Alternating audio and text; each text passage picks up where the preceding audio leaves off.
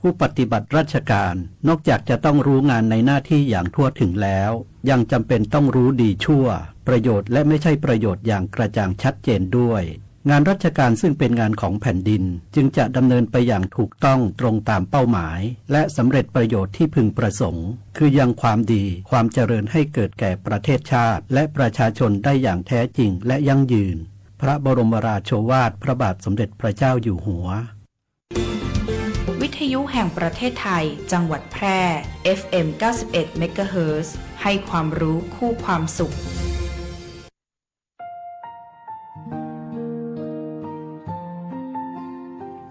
ทรงเสด็จ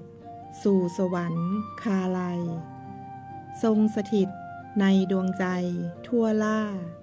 เป็นสิริเพลิดเพล้วพระบุญญากิตติคุณก้องล่าผ่องอำไพ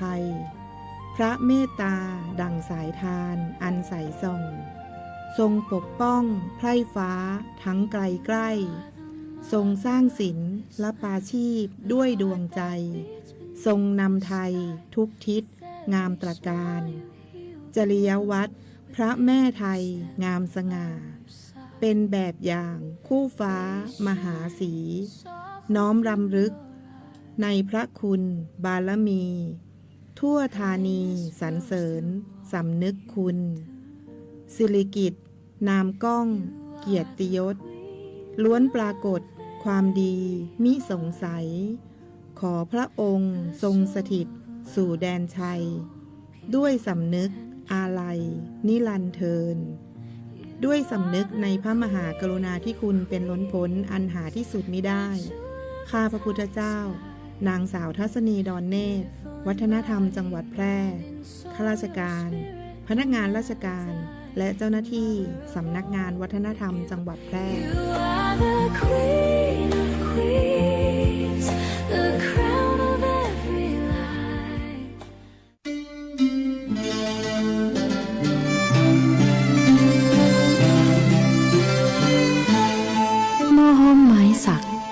ถิ่นรักพระลอช่อแห่สีเมืองลือเรื่องแพะเมืองผีคนแพร่นี้ใจงามคำขวัญประจำจังหวัดแพร่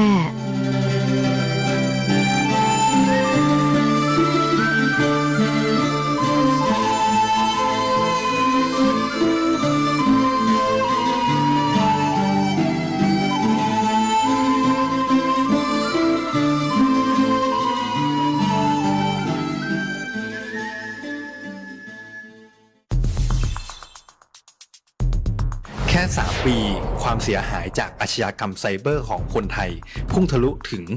94,000 ล้านบาทหรือเฉลี่ยปีละ 30,000 ล้านบาททุก1ชั่วโมงเราเสียเงินกว่า 3.4 ล้านบาทให้กับมิจฉาชีพออนไลน์โจรไม่เห็นใจคนอาชีพไหนอายุเท่าไหร่สถานะทางการเงินแบบใดหมอพ่อค้านักธุรกิจนักเรียนแม่บ้านข้าราชการเกษียณทุกคนตกเป็นเหยื่อได้เสมอและวันหนึ่งอาจเป็นคุณหรือคนที่คุณรักเพราะจุดอ่อนร่วมของเหยื่อคือความเร่งรีบขาดสติหรือแม้แต่บางครั้งก็เกิดความโลภจนเกินไปอย่าปล่อยให้การกดคลิกเดียวลิงก์เดียวทำให้โจรยิ้มกว้างวันนี้ถึงเวลาแล้วที่คนไทยทุกคนจะต้องร่วมมือกันสร้างภูมิคุ้มกันอาชญากรรมไซเบอร์ช่วยกันหยุดก่อนที่ภัยไซเบอร์จะทำให้คนที่คุณรักและตัวคุณเองกลายเป็นเหยื่อ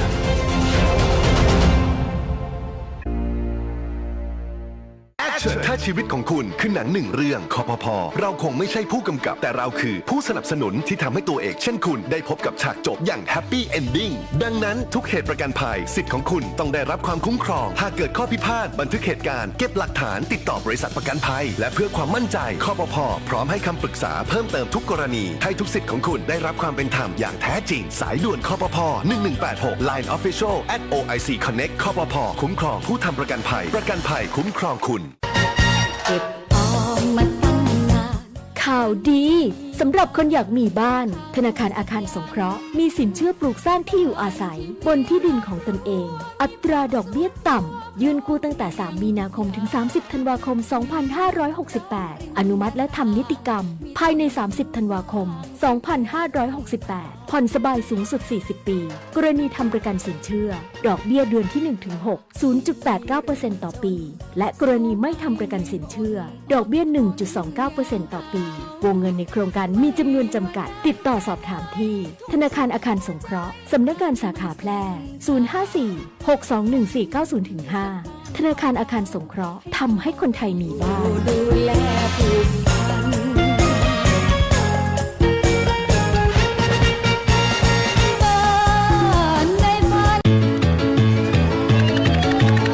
โรงเรียนวัดเมธังกรวาสเปิดรับสมัครนักเรียนประจำปีการศึกษา 2569 ชั้นอนุบาล MEP และป .1 ห้องเรียน MEP SMP อนุบาลปีที่ 2 รับ 1 ห้องเรียนจำนวน 30 คน และอนุบาลปีที่ 3 ห้อง MEP ชั้นประถมศึกษาปีที่ 1 ห้องเรียนพิเศษ MEP และ SMP ห้องเรียนละ 30 คน รับสมัครวันที่ 1-5 กุมภาพันธ์ 2569 ระดับชั้นอนุบาลห้องเรียนปกติรับสมัคร 8-12 กุมภาพันธ์ 2569 ชั้นประถมศึกษาปีที่ 1 ห้องเรียนปกติรับสมัคร 15-19 กุมภาพันธ์ 2569 สมัครด้วยตนเองได้ที่ห้องบริหารทั่วไปโรงเรียนวัดเมธังกรวาสทุกวันไม่เว้นวันหยุดราชการตั้งแต่เวลา 8:30 น. ถึง 16:30 น.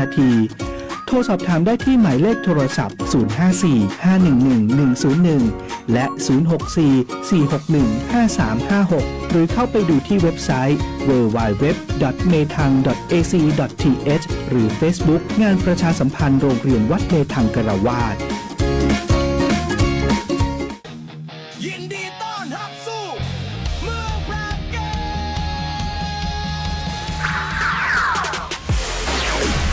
จังหวัดแพร่ขอเชิญร่วมเป็นเจ้าภาพที่ดีร่วมต้อนรับนักกีฬาจาก 15 จังหวัดภาคเหนือร่วมชมร่วมเชียร์การแข่งขันกว่า 45 ชนิดกีฬาในการเป็นเจ้าภาพจัดการแข่งขันกีฬาเยาวชนแห่งชาติรอบคัดเลือกภาค 5 ครั้งที่ 41 เมืองแพร่เกม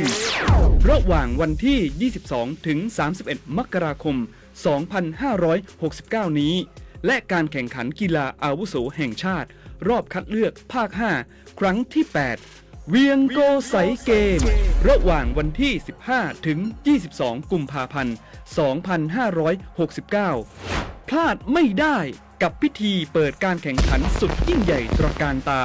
ในวันพฤหัสบดีที่ 22 มกราคม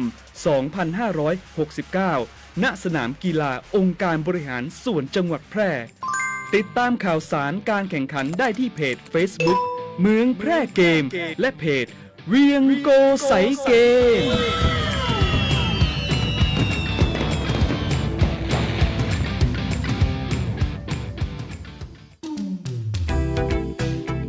คุณกำลังฟัง FM 91 MHz สถานีวิทยุกระจายเสียงแห่งประเทศไทยจังหวัดแพร่ให้ความรู้คู่ความสุข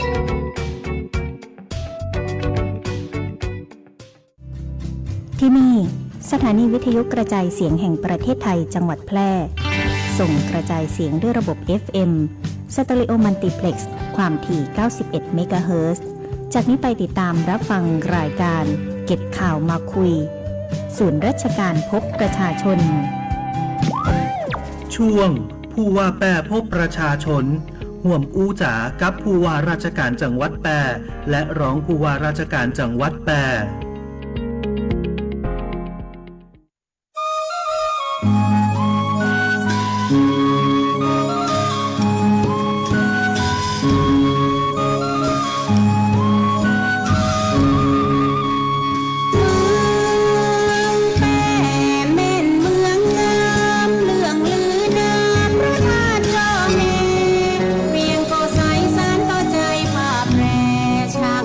แต่หงประทาดตีค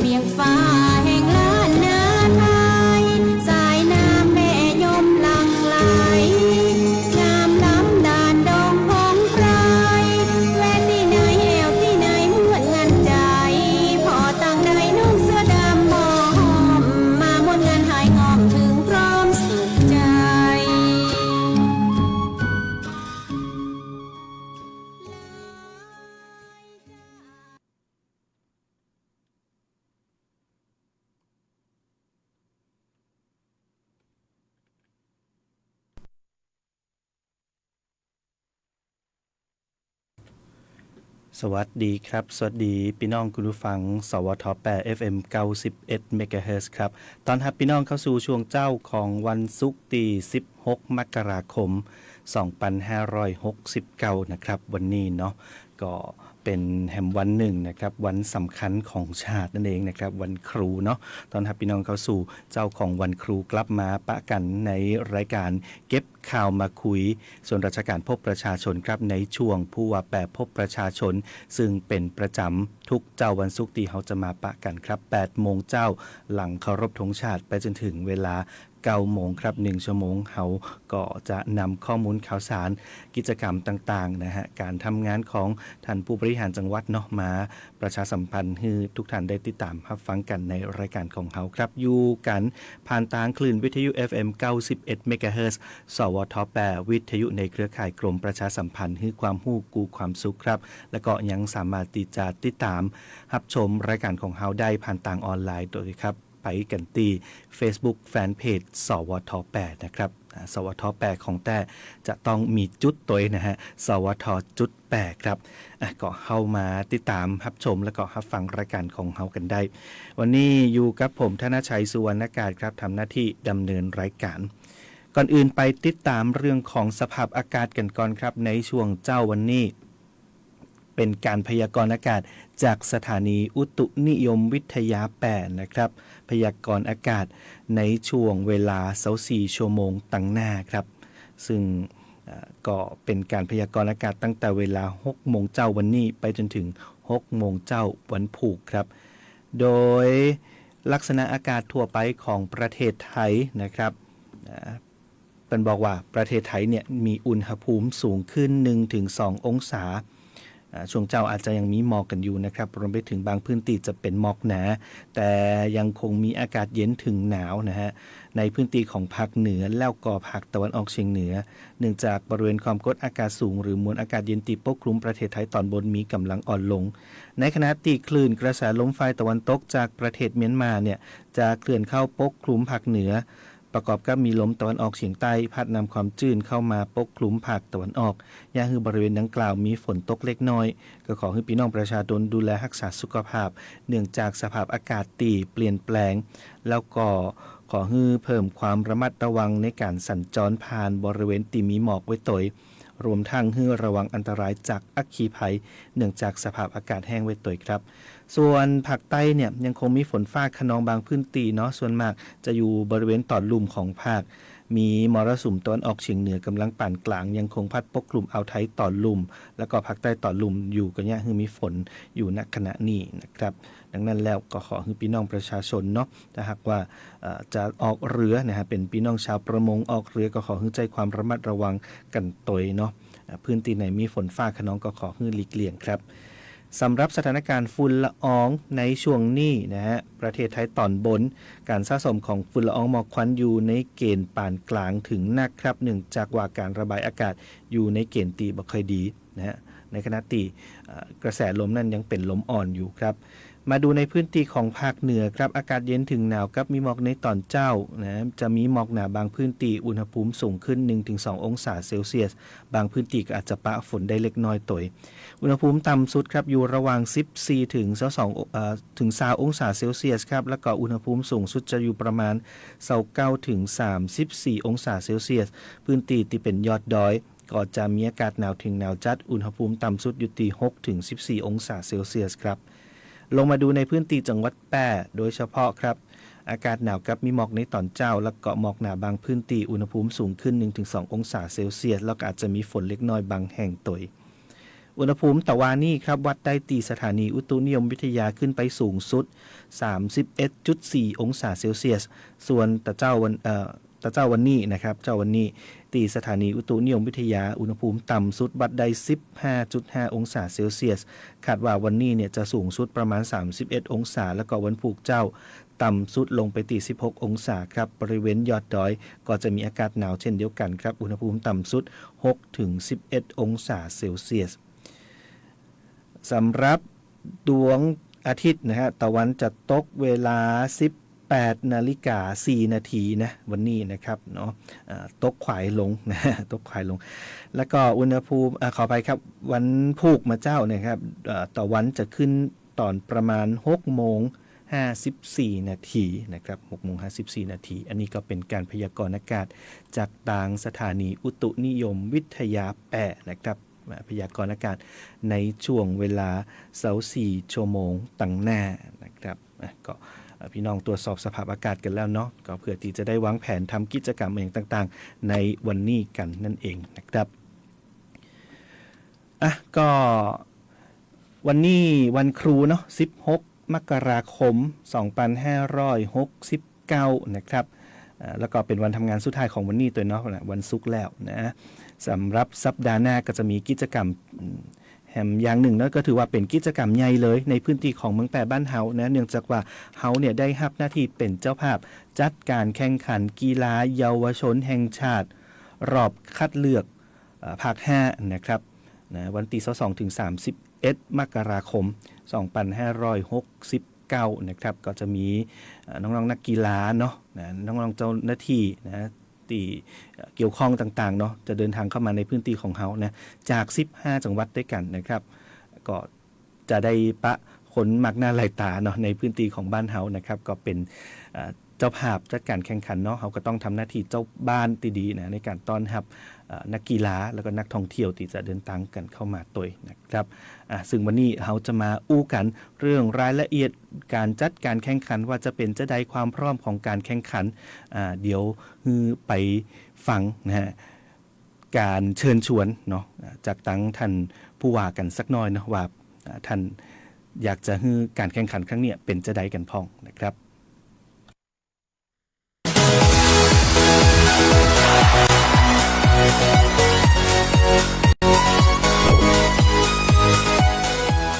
สวัสดีครับ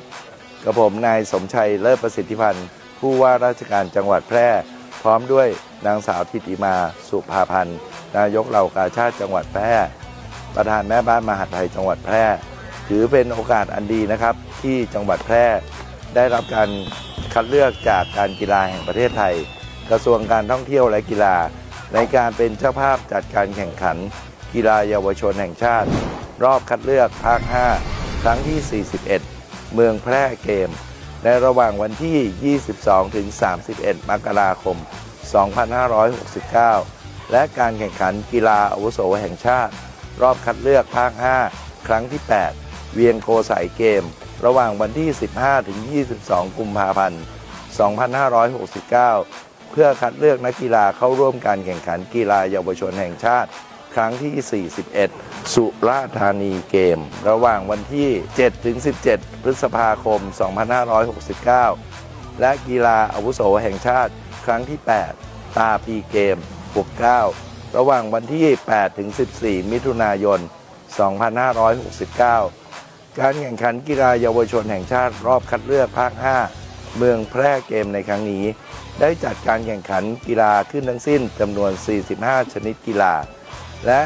การแข่งขันกีฬาอาวุโสแห่งชาติรอบคัดเลือกภาค 5 เวียงโกสัยเกมได้จัดให้มีการแข่งขันกีฬาขึ้นทั้งสิ้นจำนวน 15 ชนิดกีฬาและสนามแข่งขันส่วนใหญ่อยู่ในพื้นที่ของจังหวัดแพร่ซึ่งคาดว่าจะมีนักกีฬาและผู้ติดตามจาก 15 จังหวัดภาคเหนือจำนวนมากกว่า 15,000 คนในการเป็นเจ้าภาพจัดการแข่งขันทั้ง 2 รายการครั้งนี้กับผมและนายกเหล่ากาชาติขอเชิญชาวจังหวัดแพร่ร่วมเป็นเจ้าภาพที่ดีพร้อมร่วมต้อนรับและเป็นกำลังใจให้นักกีฬาทุกจังหวัดด้วยรอยยิ้มและมิตรไมตรีกับผู้มาเยือนในพื้นที่จังหวัดแพร่ด้วยมิตรภาพและความประทับใจแล้วพบกันที่เมืองแพร่เกมและเวียงโกสัยเกมนะครับ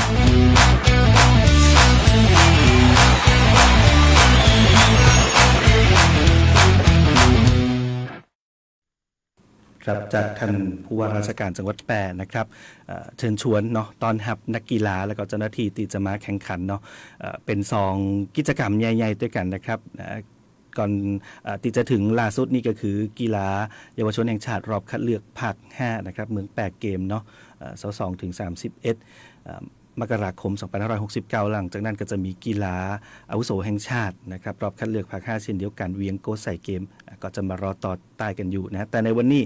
เอาตีจะมาถึงนี่กันก่อนเนาะกับเมืองแปะเกมนะกีฬาเยาวชนแห่งชาติรอบคัดเลือกภาค 5 นะครับวันนี้ก็จะมี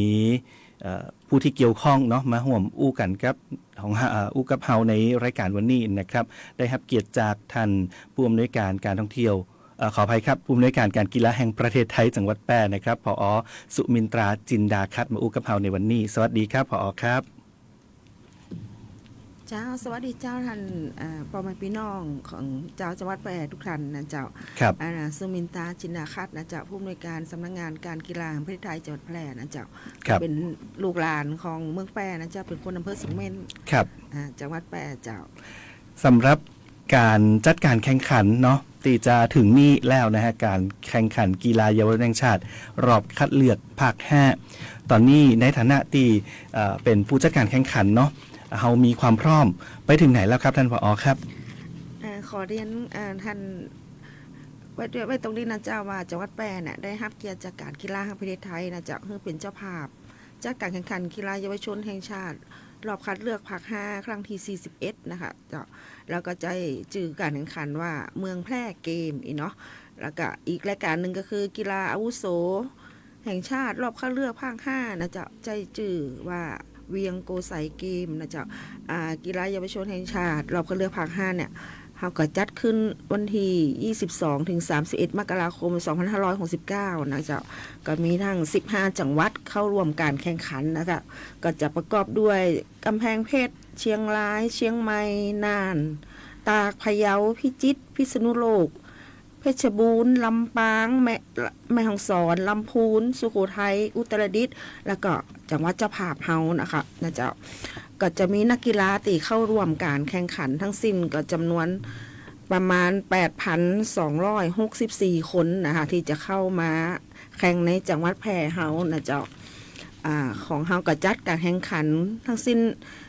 36ชนิดกีฬานะคะที่จัดในจังหวัดแพร่นี่30ชนิดกีฬาเจ้าก็จัดตีต่างจังหวัด6ชนิดกีฬาก็คือกอล์ฟจัดตีสนามกอล์ฟแม่เมาะนะเจ้าจังหวัดลำปางแล้วก็ยิงปืนจัดตีสนามกีฬาอบจ.เชียงรายนะเจ้าแล้วก็มีกีฬาจักรยานยกน้ำหนักรักบี้ฟุตบอลและกีฬาเรือพายนะเจ้าจะขอจัดตีจังหวัดเชียงใหม่นะเจ้าซึ่งการจัดการแข่งขันครั้งนี้ก็จะขอรายงานเรื่องความพร้อมของจังหวัดเจ้าภาพของเฮาเนาะครับจังหวัดเจ้าภาพของเฮาเนี่ยก็จะเตรียมความพร้อมไว้โดยความกรุณาจากท่านสมชัยเลยประสิทธิพันธ์นะจ๊ะผู้ว่าราชการจังหวัดแพร่ก็แล้วก็มีการจัดประชุมการเตรียมความพร้อมในรายการต่างๆนะเจ้าก็จะมีความพร้อมด้านที่พักนักกีฬาเนี่ยเฮาจัดจากได้รับความกรุณานะเจ้าจากท่านศึกษาธิการจังหวัดแพร่ของเฮานะเจ้าเป็นฝ่ายที่พักนักกีฬาก็จะแบ่งแยกออกเป็น4ศูนย์นะเจ้าก็มีศูนย์อำเภอเมืองแพร่อำเภอสูงเม่นอำเภอหนองมวงไคอำเภอเด่นใจนะคะซึ่งก็ท่านมีความพร้อมในการจัดที่พักให้นักกีฬาทั้ง14จังหวัดเป็นที่เรียบร้อยแล้วนะเจ้าครับแล้วก็เรื่องของสาธารณสุขจังหวัดนะเจ้าก็ได้กรุณาจัดส่งทีมแพทย์พยาบาลประจำทุกสนามการแข่งขันเพื่อหากเกิดการบาดเจ็บจากการแข่งขันกีฬาก็จะได้รับการดูแลอย่างทันท่วงทีเมื่อเกิดเหตุฉุกเฉินนะเจ้าในเรื่องของการรักษาความปลอดภัยก็ทางทีมกองบังคับการตำรวจภูธรจังหวัดแพร่นะเจ้านำโดยท่านผู้บังคับการตำรวจภูธรจังหวัดแพร่ก็ได้จัดชุดสายตรวจลงตามสนามแข่งขันแล้วก็สนามที่พักนักกีฬาอย่างต่อเนื่องตลอดระยะเวลาที่นักกีฬาเข้ามาในจังหวัดแพร่นะเจ้าในส่วนของการประชาสัมพันธ์ของเฮาตอนนี้นะคะทีมประชาสัมพันธ์ก็ได้ประชาสัมพันธ์เพื่อพี่น้องได้รับทราบถึงการจัดการแข่งขันในครั้งนี้นะคะก็มีทีมส่งเสริมการท่องเที่ยวเพื่อคอยให้คำแนะนำด้านสถานที่ท่องเที่ยวในจังหวัดแพร่ของเฮานะคะขอบคุณทางเทศบาลเมืองแพร่นะจ๊ะที่คอยปรับภูมิทัศน์ภายในเขตเทศบาลให้มีความเรียบร้อยสวยงามนะเจ้าครับพอย้อนไปเรื่องของกีฬากันสักหน่อยเนาะนะ เขามีการชิงใช้ครั้งนี้นะครับทั้งหมดกี่เหรียญเนี่ยครับการชิงชัยครั้งนี้ของเขาจะอยู่ตี36ชนิดกีฬาส่วนประมาณเหรียญรางวัลเนี่ยเดี๋ยวทางกกทขอรายงานอีกครั้งหนึ่งได้ก่อนเจ้าครับก็มีทั้งหมด36ชนิดกีฬานะครับก็หลากหลายอยู่เนาะจะมีการส่วนใหญ่เนี่ยสนามแข่งก็จะอยู่ในพื้นที่ของเมืองแต่บ้านเฮานะครับแล้วก็แห่มส่วนหนึ่งก็จะมีไปตีต่างจังหวัดก็ยังมีอย่างพองนี่ครับตีจะไปจัดตีอื่นเนี่ยครับของเฮาก็จะจัดดีต่างจังหวัด6ชนิดกีฬาเนาะก็มีคือกอบนะเจ้าจัดตีสนามกอบแม่เมาะจังหวัดลำปางเจ้ายิงปืนก็จัดตีสนามกีฬายิงปืนสนามกีฬาอบจ.เชียงรายเนาะแล้วก็มีกีฬาจักรยานยกน้ำหนักรักบี้ฟุตบอลและกีฬาเรือพายจัดตีสนามกีฬาจังหวัดเชียงใหม่นะเจ้าซึ่งการจัดการแข่งขันในจังหวัดแพร่ของเฮาก็ได้มีการกระจายการแข่งขันกีฬาไปพื้นที่ต่างๆนะเจ้าก็มีอาทิเช่นกีฬาฟุตบอลนะเจ้าก็จัดตีสนามกีฬาวิไลแม่โจ้แพร่เฉลิมพระเกียรติอำเภอล่องกวางนะคะกีฬาชักกระเยอคาราเต้ก็จัดตีสนามกีฬาบาสเกตบอลเทศบาลตำบลเดินใจนะเจ้าอำเภอเดินใจแล้วก็มีกีฬาฟุตบอลจัดตีบ้านหนองน้ำลัดอำเภอหนองเมืองไข่นะคะส่วนประจักษ์ศรีราชนี่จัดตีโรงเรียนสูงเม่นชนุปถัมภ์ซึ่งก็เป็นการกระจายพื้นที่ให้ท่านพ่อแม่พี่น้องได้รับชมการแข่งขันกันเองนะคะเจ้าครับแล้วถ้าเกิดว่าอยากจะไปชมเนี่ยนะสามารถที่จะเข้าไปชมได้ฟรีเลยครับบ่มีค่าใช้จ่ายก็หรือจะได้ครับการจัดการแข่งขันครั้งนี้นะเจ้าก็อยากจะให้พี่น้องประชาชนเข้าไปชมกันนักๆเนาะก็บ่มีค่าใช้จ่ายใดๆทั้งสิ้นเลยให้กำลังใจนักกีฬาของจังหวัดแพร่เฮาหรือจังหวัดนักกีฬาอื่นที่เป็นรวมการแข่งขันนะเจ้ากำหนดการแข่งขันเราจะมีตลอดทั้ง10วันเลยนะเจ้าตั้งแต่วันที่22ถึง31มกราคมนะเจ้าครับในเรื่องของระบบการจัดการแข่งขันนะครับมีความพร้อมมากน้อยแค่ไหนแล้วครับตอนนี้รวมไปถึงเรื่องของสนามแข่งขันต่างๆตัวสนามแข่งขันครั้งนี้นะเจ้าเราความพร้อมนี่เกือบ 99% แล้วเนาะเหลือ1% นี่เราจะทำการเอาอุปกรณ์ตีลงสนามต่างๆเพื่อจัดการแข่งขันให้มีความพร้อมที่สุดอีนะเจ้าก็ทางการกีฬาแห่งประเทศไทยจังหวัดแพร่ก็มีความพร้อมในทุกๆด้านณตอนนี้แล้วอีนะเจ้าครับถ้าอู้ถึงเรื่องของการเป็นเจ้าภาพจัดการแข่งขันตีบ้านเฮาเนี่ยมันมีความสำคัญแค่ไหนครับกับบ้านเฮานะในการเป็นเจ้าภาพแล้วก็วงการกีฬาของเมืองแพร่บ้านเฮาตัวครับขอเรียนพี่น้องไว้ตรงนี้นะเจ้าจังหวัดแพร่เฮาเนี่ยบ่ได้จัดกีฬามาเมินแล้วเจ้าก็ตั้งแต่ปี57เนาะก็ประมาณ11 ปีแล้วนะเจ้าก็บนมาจัดทำกรรมนึงก็เพื่อเป็นการกระจายรายได้สู่ท้องถิ่นทางนึงนี่นะเจ้าก็จะมีผู้ปกครองนักกีฬาเนี่ยILบ้านเฮาเนี่ยจำนวนเกือบหมื่นเนาะก็เป็นกระจายรายได้แล้วก็อีกอย่างนึงก็คือเป็นการส่งเสริมให้เยาวชนของเฮาเนี่ยได้ออกกำลังได้เล่นกีฬานะเจ้าเพื่อที่จะบ่ได้ไปมกมุ่นเรื่องเกมเรื่องของยาเสพติดอีนะเจ้าแล้วก็พยายามส่งเสริมให้เยาวชนและประชาชนได้ออกกำลังและรักสุขภาพนะเจ้าตอนนี้วงการกีฬาของเมืองแพร่บ้านเฮาเนี่ยมีความก้าวหน้าหรือว่าน้องๆนักกีฬาเนี่ยมีความสามารถมากน้อยแค่ไหนล่ะครับตอนนี้นะเจ้าของเฮาก็จะมีทางสมาคมกีฬาแห่งจังหวัดแพร่นะเจ้าเนาะที่คอยซัพพอร์ตเรื่องของนักกีฬาของเฮาก็มีความยินดีอย่างยิ่งนะเจ้าตีนักกีฬาของเฮาเนี่ยได้ติดเยาวชนทีมชาติครับหลายคนเป็นพี่น้องแต่เป็นพี่น้องลูกหลานแต่ของจังหวัดแพร่เฮาเจ้าก็อย่างเช่นเทควันโดเนี่ยเฮาจะติดเยาวชนทีมชาติเนี่ย3คนเนาะแล้วก็แบดมินตัน1คนแล้วก็มียิงปืนนะเจ้านักน้องเอเทนติดนักกีฬายิงปืนเยาวชนทีมชาติแล้วก็พ่อแม่พี่น้องขอเชิญชวนนะเจ้าวันที่22วิธีเปิดนักกีฬาเราเนี่ยก็จะมาวิ่งคบเพลิงเพื่อจะจุดในพิธีเปิดการแข่งขันนะเจ้ามาดูว่านักกีฬาลูกหลานเมืองแพร่เฮาติดเยาวชนทีมชาติเนี่ยเป็นได้แสดงความสามารถให้พี่น้องได้เห็นอินะจะเป็นน้ำชื่อเสียงมาสู่จังหวัดแพร่เฮาอีกค่ะพูดถึงพิธีเปิดเนาะวันที่22นี่เตรียมอะไรอย่างไว้ห้องครับบอกพี่น้องคุณผู้ฟังได้พ่องก่อนนะหรือว่าต้องอุบไว้เป็นความลับบอกความลับเจ้าก็ขอเชิญชวนนะเจ้าพี่น้อง ประชาชนนักๆเนี่ยจะไปดูพิธีเปิดของเฮาจัดแบบอลังการเนาะก็จะมีทั้งท่านผู้ว่าราชการจังหวัดแพร่ของเฮาเนี่ยเป็นประธานในพิธีเปิดเจ้า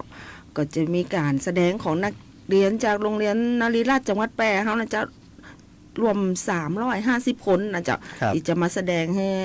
งในพิธีเปิดการแข่งขันเจ้ามีขบวนนักกีฬาของ15จังหวัดที่จะเข้ารวมพิธีเปิดการแข่งขันนะคะก็รวมเดินพาเหรดเกิดจังหวัดแพร่ของเฮาเขานี่ก็จะนักกีฬามาดูนักกีฬาบางแปะเฮานะคะเจ้าจำนวนบ่ต่ำกว่า200คนเองนะคะที่จะเข้าเดินรวมขบวนพาเหรดในครั้งนี้ก็จะจัดแบบยิ่งใหญ่เจ้าครับก็ถือได้ว่าการเป็นเจ้าภาพจัดการแข่งขันครั้งนี้ก็จะเป็นการพัฒนานักกีฬาบ้านเฮาโตยแล้วก็ส่งเสริมการท่องเที่ยวส่งเสริมเศรษฐกิจในบ้านเฮาโตยนะเพราะว่าเขาก็ต้องเตรียมต้อนรับนักกีฬาแล้วก็เจ้าหน้าที่ต่างๆจากจังหวัดอื่นๆเนาะที่จะมารวมแข่งขันครั้งนี้นะครับอยากจะถามท่านผอ.สักน้อยนึงเนาะว่าในโอกาสต่างหน้าเนี่ยเขาจะเมืองแปะจะมีโอกาสที่จะเสนอตัวเปิดจัดกีฬาอื่นๆในระดับชาติพองก็ครับในส่วนนี้คาดว่านะเจ้าถ้าจังหวัดแพร่เฮามีความพร้อมหนึ่งเรื่องของสถานที่พักเนาะสถานที่พักเมืองแพร่เฮาเนี่ยก็จะเป็นโรงแรมที่จะต้องใจเป็นสถานที่พักนักกีฬาในระดับชาตินะเจ้าเป็นระเบียบของการกีฬาประเทศไทยที่เปิ้นกำหนดมาเนาะถ้ามีความพร้อมในด้านเรื่องของที่พักด้านเรื่องของสนามจัดการแข่งขันทางการกีฬาประเทศไทยจังหวัดแพร่ก็ยินดีก็จะเสนอตัวขอรับเป็นเจ้าภาพจัดการแข่งขันในระดับชาติต่อไปนะเจ้าครับก็เป็นเรื่องของความก้าวหน้าด้านกีฬาของบ้านเฮานะแต่แล้วบ้านเฮาเนี่ยก็จัดงานใหญ่ๆมาค่อนข้างเยอะแล้วเหมือนกันเนาะงานวิ่งนี่ก็หลากหลายนะท่านผอ.เจ้างานวิ่งเยอะอีเวนต์อยู่เจ้าครับก็จะว่าตั้งหน้าเขาก็น่าจะได้มีโอกาสที่จะเป็นเจ้าภาพจัดการแข่งขันกีฬาในระดับชาตินะครับอยากจะฝากอย่างถึงพี่น้องเจ้าแปรหรือว่าน้องๆเยาวชนพองก็ครับในการที่จะมาร่วมกันพัฒนาวงการกีฬาบ้านเฮาครับสิ่งแรกเลยนะเจ้าก็เชิญชวนพี่น้องชาวจังหวัดแพร่ทุกคนนะเจ้าร่วมเชียร์ให้กำลังใจแก่ลูกหลานนักกีฬาชาวจังหวัดแพร่ก็การเป็นเจ้าบ้านตีดีเป็นเจ้าบ้านตีหน้าฮักนะคะต้อนรับทัพนักกีฬาจากทุกจังหวัด15จังหวัดที่จะเข้ามาสู่จังหวัดแพร่เฮานะคะตลอด10วันที่มาเยือนน่ะแล้วก็ฝากตังพ่อแม่พี่น้องช่วยส่งเสริมพัฒนาลูกหลานของเฮานะเจ้าเนาะได้มีโอกาสได้เล่นกีฬาได้ให้กีฬาเป็นส่วนหนึ่งคือในการพัฒนาด้านร่างกายและจิตใจของลูกหลานของชาวจังหวัดแพร่นะเจ้าแล้วก็พบกันตีเมืองแพร่เกมวันที่22ถึง31มกราคมนี้นะเจ้าขอบคุณเจ้าครับนอกจากเมืองแปดเกมแล้วเดี๋ยวก็จะมีกีฬาอาวุโสแห่งชาติรอบคัดเลือกภาค5มาต่อตัวเนาะอันนี้อู้ถึงสักน้อยแล้วกันเนาะว่าไปถึงไหนแล้วครับตอนนี้ครับกีฬาอาวุโสแห่งชาติรอบคัดเลือกภาค5ของเฮาเนี่ยนะคะก็จะจัดการแข่งขันระหว่างวันที่15ถึง2กุมภาพันธ์2569เนาะก็จะมี10ชนิดกีฬาที่จะจัดต่างบ้านเฮานี่นะคะก็อาวุโสนี่ท่านผู้ใหญ่ขึ้นเนาะก็อาจจะมี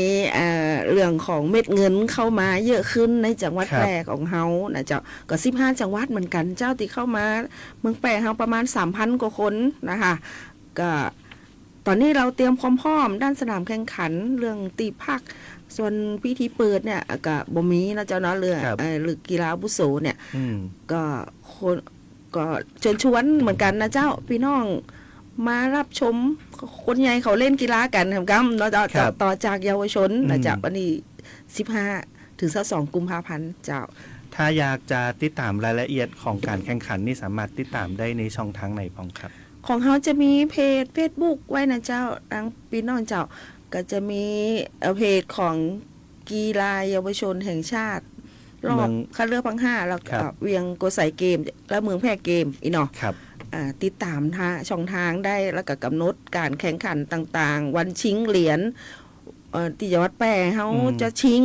หรือจังหวัดอื่นจะชิงสามารถติดตามได้ติเพจนี้ได้เลยเจ้า ครับเดี๋ยวก็จะอัปเดตข้อมูลไว้ในเพจ Facebook นะครับกับ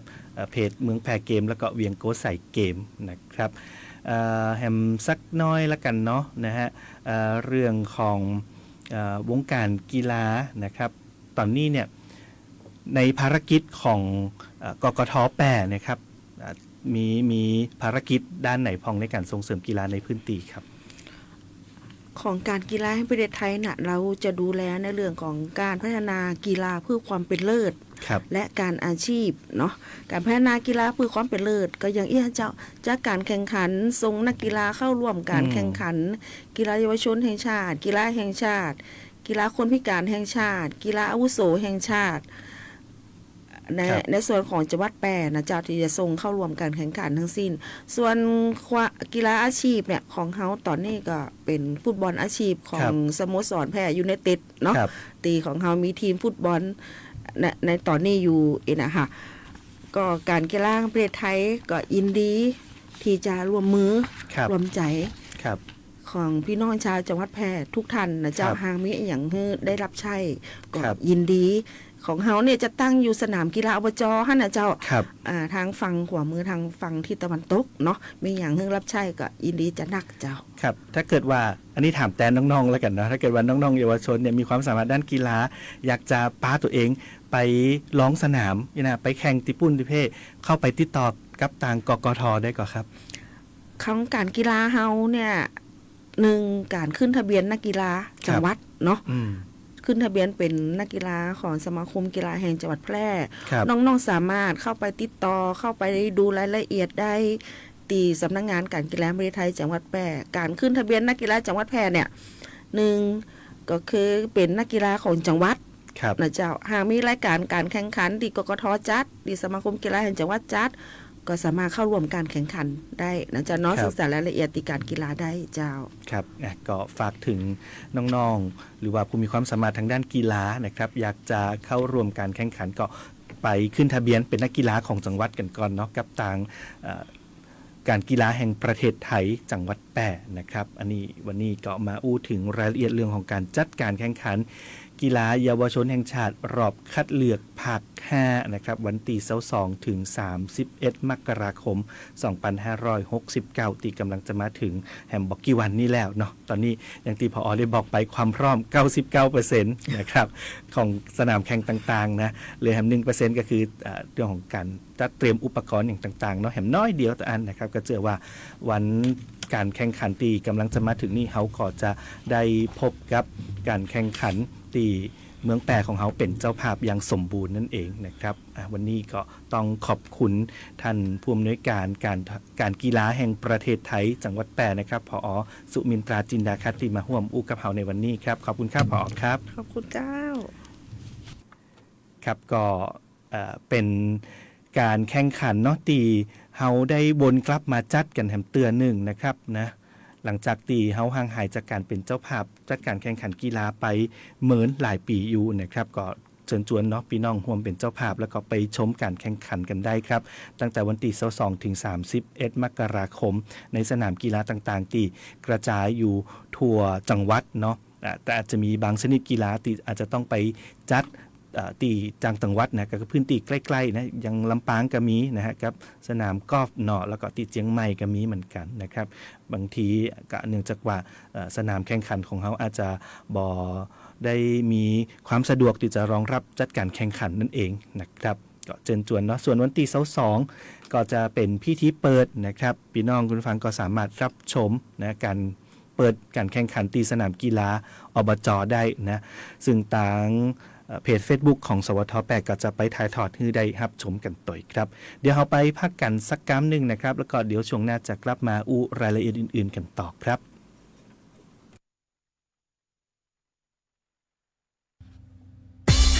คุณกำลังฟัง FM 91 MHz สวทแพร่ให้ความรู้คู่ความสุข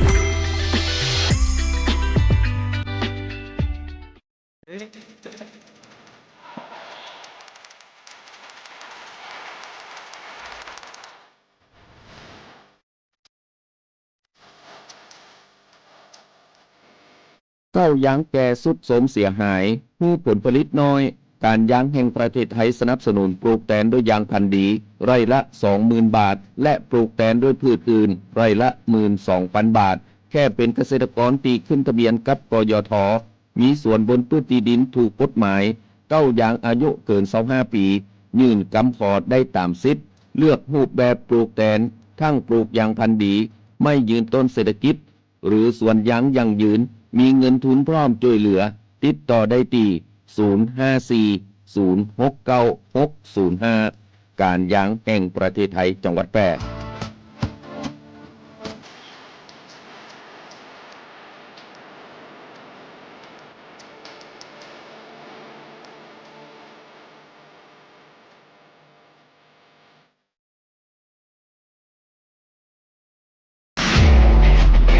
นายกย้ำให้ประชาชนยึดหลักไม่เชื่อไม่รีบไม่โอนป้องกันสแกมเมอร์ขอให้ความมั่นใจนะครับว่ารัฐบาลจะให้ความคุ้มครองผู้แจ้งเบาะแส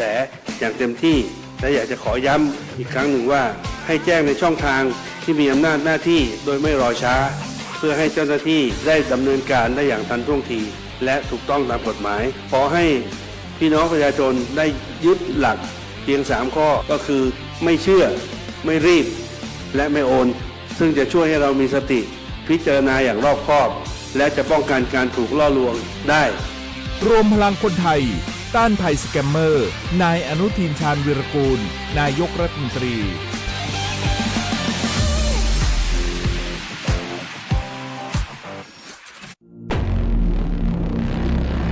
ภัยจากการสู้รบก่อให้เกิดความเสียหายอย่างมหาศาลทั้งต่อชีวิตมนุษย์สิ่งแวดล้อมและโครงสร้างพื้นฐานทหารพลเรือนจำนวนมากต้องเสียชีวิตบาดเจ็บสาหัสและหลายครั้งนำไปสู่ความพิการถาวรมีปัญหาสุขภาพจิตเกิดโรคเครียดหลังเหตุการณ์สะเทือนขวัญส่งผลกระทบในระยะยาวต่อคุณภาพชีวิตประชาชนผู้ประสบภัยสงครามจำนวนมากต้องเผชิญกับความยากลำบากในการใช้ชีวิตต้องอพยพหนีภัยจากพื้นที่สู้รบกลายเป็นผู้พลัดถิ่นโรงพยาบาลโรงเรียนที่อยู่อาศัยและระบบสาธารณูปโภคที่สำคัญน้ำประปาไฟฟ้าถูกทำลายประชาชนไม่สามารถเข้าถึงบริการพื้นฐานได้การใช้อาวุธอันตรายต่างๆอาวุธเคมีทุ่นระเบิดที่อาจตกค้างหลังจากสงครามทำให้แหล่งน้ำดินปนเปื้อนสารพิษจากอาวุธเหล่านี้ป่าไม้ถูกทำลายเกิดผลกระทบร้ายแรงต่อระบบนิเวศและสุขภาพของประชาชนในพื้นที่เกิดการขาดแคลนอาหารอย่างรุนแรงนำไปสู่ความอดอยากก่อให้เกิดอันตรายร้ายแรงและยาวนานภัยเหล่านี้ไม่ใช่เพียงเรื่องของทหารในสนามรบเท่านั้นแต่เป็นภัยพิบัติที่ส่งผลกระทบต่อทุกภาคส่วนของสังคมรู้ภัยเข้าใจรับมือได้สำนักงานประชาสัมพันธ์ที่ 3 กรมประชาสัมพันธ์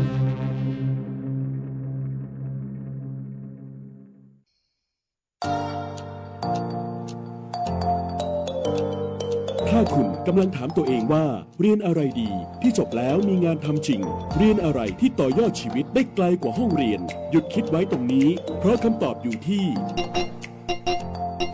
วิทยาลัยอาชีวศึกษาแพร่ที่นี่เราไม่ได้สอนแค่ให้รู้แต่สอนให้ทำเป็นทำจริงและทำได้ในโลกอาชีพเปิดรับสมัครนักศึกษาใหม่ปีการศึกษา 2569 สำหรับผู้จบม.3 ม.6 และปวช.3 ครบทุกสายที่ตลาดต้องการ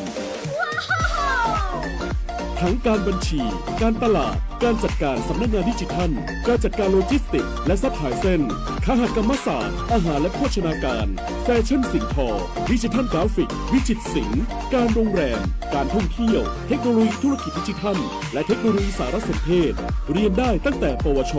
ปวส จนถึงระดับปริญญาตรีระบบปกติและทวิภาคีเรียนไปทำงานไปมีรายได้ระหว่างเรียนที่สำคัญเรามีสถานประกอบการชั้นนำรองรับการฝึกจริงและมีทุนการศึกษาอีกมากมายรอคุณอยู่อยากมีอาชีพอยากมีอนาคตที่จับต้องได้เริ่มต้นวันนี้ที่วิทยาลัยอาชีวศึกษาแพร่เตรียมชีวิตจริงให้พร้อมสู่โลกอาชีพเรียนจริงทำได้จริงมีงานรองรับเพราะความสำเร็จที่ยิ่งใหญ่เกิดขึ้นได้ที่วิทยาลัยอาชีวศึกษาแพร่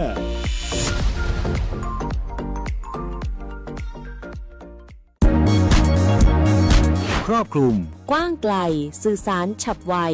ฟังสวทแพร่ FM 91 เมกะเฮิรตซ์ กรมประชาสัมพันธ์สื่อรัฐพัฒนาคุณภาพชีวิตคนจังหวัดแพร่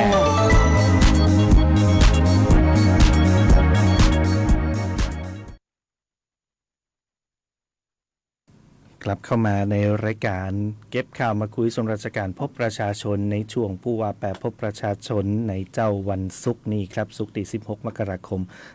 2569อู้กันไปแล้วเนาะเรื่องของความพร้อมจัดการแข่งขัน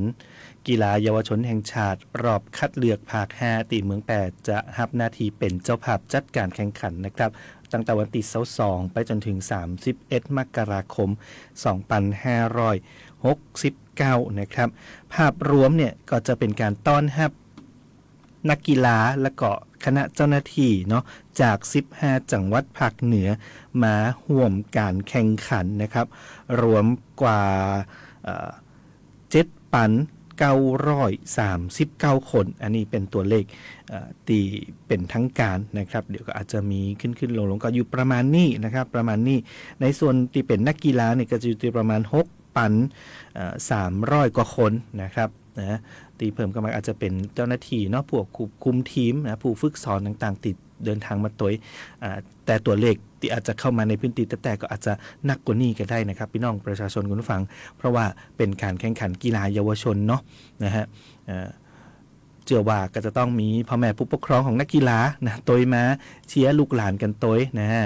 ก็ตัวเลขก็อาจจะแตะไปถึง 10,000 ก็เป็นไปได้นะครับเพราะฉะนั้นแล้วก็จะเนี่ยคือเศรษฐกิจบ้านเฮาเนาะการจับจ่ายใช้สอยระหว่างตีจัดการแข่งขันต่างๆเหล่านี้เนี่ยก็จะเกิดขึ้นนะครับดังนั้นแล้วพี่น้องประชาชนคุณผู้ฟังในฐานะที่เป็นเจ้าบ้านเนาะก็ต้อนรับนักกีฬาเป็นอย่างดีตัวเนาะเป็นเจ้าบ้านเป็นเจ้าภาพที่ดีนะครับพ่อค้าแม่ขายผู้ประกอบการอย่างต่างๆเนาะก็อย่าพึ่งนะช่วยโอกาสนะอย่าช่วยโอกาสตอนนี้นะไปขึ้นราคาสินค้าอย่างต่างๆเนาะเอาเปรียบผู้มาเยือนเนาะอันนี้ก็ฝากกันเอาไว้ตัวนะครับด้วยความเป็นห่วงเป็นใยกันเนื่องจากว่าก็ต้องคำนึงถึงภาพลักษณ์ของต่างจังหวัดเฮาตัวเนาะจังหวัดที่มีการส่งนักกีฬาและก็เจ้าหน้าที่มานักที่สุดเนี่ยก็คือเมืองหลวงภาคเหนือของเราเนาะนะฮะเจียงใหม่นะครับส่งนักกีฬาและก็เจ้าหน้าที่เข้ามาการแข่งขันครั้งนี้นะครับ598 คนด้วยกันครับรองลงมาก็คือเจียงไฮ้นะครับ533 คนแล้วก็พิษณุโลก505 คนนะครับการแข่งขันเนี่ยชิงชัยทั้งหมด38ชนิดกีฬานะครับก็ส่วนใหญ่จะเป็นกีฬาสากลนะอย่างเช่นฟุตบอลฟุตซอลนะบาสเกตบอลแฮนด์บอลนะฮะวอลเลย์บอลนะฮะวอลเลย์บอลก็จะมีทั้งในร่มแล้วก็ชายหาดเนาะรักบี้ฟุตบอลนะครับตะกร้อเทเบิลเทนนิสแบดมินตันเทควันโดมวยปล้ำยูยิตสูนะว่ายน้ำจักรยานกรีฑายกน้ำหนักซอบบอลแล้วก็จะมีบางกีฬาที่หลายท่านอาจจะสนใจเนาะอย่างเช่นอีสปอร์ตก็มีนะครับสนุกเกอร์นะการแข่งขันกีฬาบริดจ์นะฮะเป็นจะใดเนาะไปพอกันได้นะครับมากล้อมก็มีแข่งเหมือนกันนะครับชักไกเยอร์นะกาบัดดีการแข่งขันเชียร์ก็มีนะครับนะก็น่าสนใจอยู่เนาะก็สามารถที่จะไปติดตามรับชมรับเชียร์กันได้นะครับชมเชียร์พี่น้องเนาะนักกีฬาของเมืองแปรบ้านเฮาตัวครับอู้ถึงเรื่องการจัดการแข่งขันครั้งนี้นะครับก็จะเป็นเวทีสำคัญในการพัฒนาศักยภาพนักกีฬาเยาวชนแล้วก็เป็นการพิสูจน์ความร่วมมือของทั้ง15จังหวัดภาคเหนือในการพัฒนากีฬานะวงการกีฬา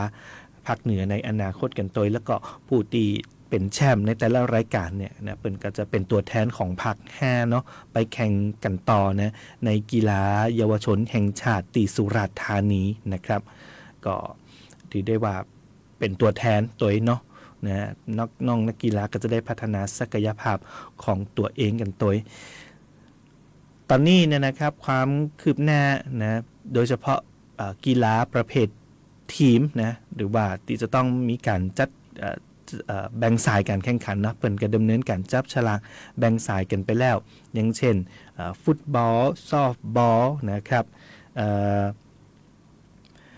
วอลเลย์บอลอย่างต่างๆแฮนด์บอลนะครับอันนี้แบ่งสายกันไปเรียบร้อยแล้วสามารถติดตามรายละเอียดกับต่างเพจของ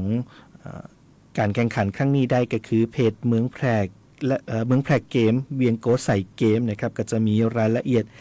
เรื่องของการแบ่งสายการแข่งขันแล้วก็ตารางกำหนดการแข่งขันนะว่าแข่งกีฬาชนิดนี้แข่งกันวันไหนพ้องนะตีสนามแข่งขันอยู่ที่ไหนตั้งใดนะอันนี้ก็เข้าไปดูกันได้นะครับนะว่ารายละเอียดเนาะเพื่อที่จะวางแผนไปเชียร์นักกีฬากันครับในคณะที่แฮมอย่างหนึ่งเนาะเป็นเหมือนกับว่าตัวแทนนะฮะการแข่งขันครั้งนี้นั่นก็คือมาสคอตนะฮะมาสคอตของการแข่งขันเมืองแปดเกมนะครับกีฬาเยาวชนแห่งชาติคัดเลือกภาค 5เมืองแปดเกมเนี่ยนะครับก็ได้กำหนดมาสคอตเอาไว้แล้วนะครับมีชื่อว่าน้องอาชานะครับเป็นสัตว์สัญลักษณ์นำโชคประจำการแข่งขันกีฬาเยาวชนแห่งชาติรอบคัดเลือกภาค 5 ครั้งที่41เมืองแปดเกมเป็นหุบม้านะฮะหุบม้านะม้าถือคบเพลิงเนาะเขามีม้าเป็นมาสคอตแล้วเหมือนกันนะมาสคอตประจำจังหวัดตัวกับน้องม้าเมียงเนาะนะฮะอันนี้ก็น้องอาชานะเป็นมาสคอตของการแข่งขันครั้งนี้ครับแนวคิดเนี่ยเปิ้นบอกว่าแนวคิดของการออกแบบและแรงบันดาลใจก็บอกว่าเมืองแปรเนี่ยเป็นเมืองท่องเที่ยวแห่งหนึ่งในภาคเหนือนะครับมีกลิ่นอายของบรรยากาศย้อนยุคมีประวัติศาสตร์ที่ยาวนานแสดงออกถึงการมีน้ำใจ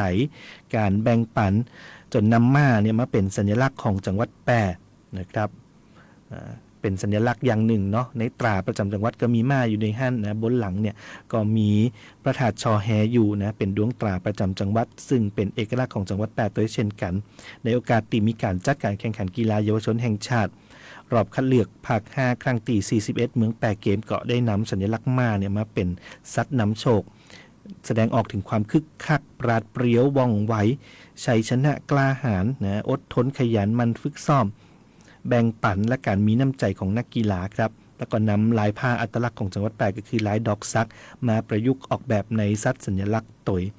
นะเผยแพร่ให้พี่น้องประชาชนได้หันกันพองแล้วเนาะสำหรับน้องอาชานะครับเป็นสัตว์นำโชคประจำการแข่งขันครั้งนี้นั่นเองนะฮะอันนี้ก็มาจากการประกวดตัวเนาะนะฮะเป็นผลงานการออกแบบโดยคุณอภิชัยผ่องพิรมนะก่อนหน้านี้นะครับเขาได้มีการ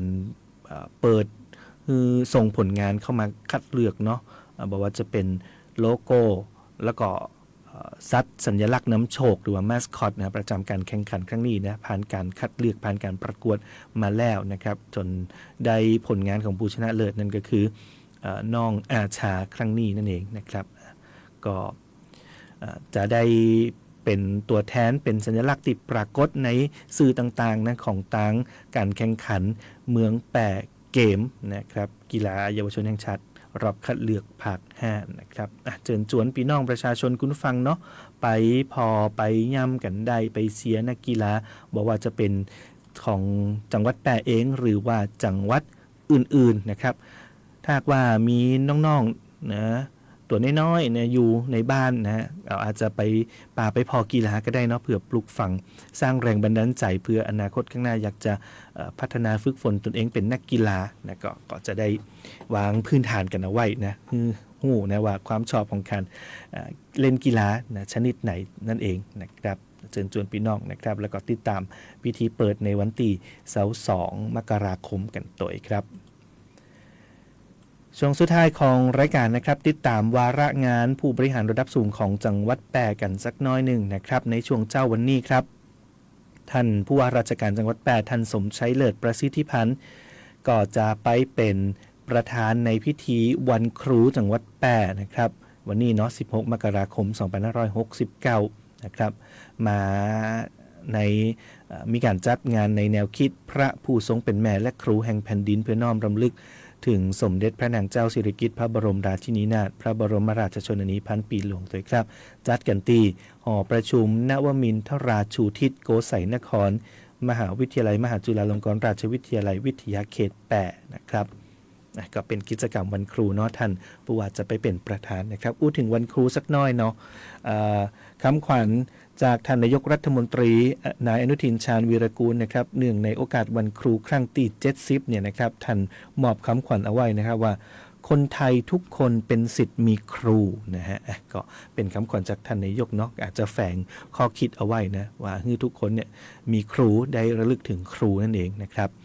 ส่วนท่านรองผู้ว่าราชการจังหวัดแพร่นะครับท่านชัยสิทธิ์ชัยสำริดผลในช่วงเจ้าครับ9 โมงก็จะไปเป็นประธานในพิธีเปิดโครงการประชุมเชิงปฏิบัติการ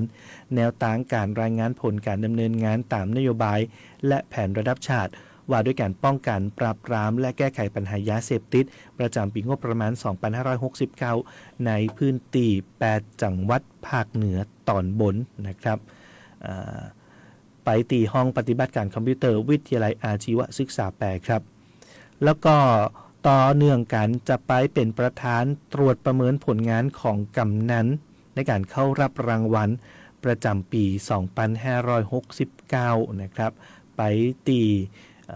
สาระอเนกประสงค์ตำบลแม่จั่วเนาะไปประเมินผลงานของกำนันเปิ้นก็จะมีการประกวดกำนันดีเด่นนะเขารับรางวัลในปีนี้แล้วก็ช่วงบ่ายก็ประเมินต่อครับแต่ว่าไปตี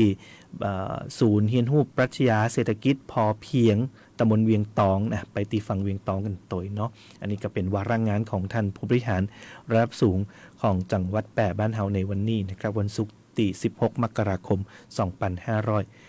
2569 ครับเอาละครับพี่น้องคุณผู้ฟังต้องลาพี่น้องกันไปก่อนเนาะสำหรับรายการเก็บข่าวมาคุยส่วนราชการพบประชาชนในช่วงผู้ว่าแปรพบประชาชนนะครับกลับมาติดตามกันได้ใหม่เป็นประจำทุกเจ้าวันศุกร์ 8 โมงเจ้าไปจนถึง 9 โมงต่าง FM 91 เมกะเฮิรตซ์สวท8วิทยุเครือข่ายกรมประชาสัมพันธ์ครับแล้วก็รับชมกันได้ผ่านทางออนไลน์ Facebook Fanpage สวท8นะครับรายการของเขาก็จะยังคงทำหน้าที่กันอยู่เนาะทุกท่านได้ติดตามข้อมูลข่าวสารในพื้นที่เมืองแปะบ้านเฮาครับเอาละครับวันนี้ผมธนชัยสุนากาศลาพี่น้องคุณฟังกันไปก่อนปะกันไม่ได้ใหม่ในสัปดาห์หน้าสวัสดีครับ